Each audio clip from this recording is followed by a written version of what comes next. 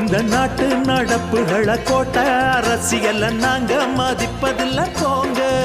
அந்த கோர்ட்டுல நீதியும் தடுமாறும், அண்ணன் தீர்ப்பில நியாயம் சபையேறும். வராரு வராரு அண்ணாச்சி, அவர் வந்த இடம் எல்லாமே பொன்னாச்சு. வராரு வராரு அண்ணாச்சி, அவர் வந்த இடம் எல்லாமே பொன்னாச்சு.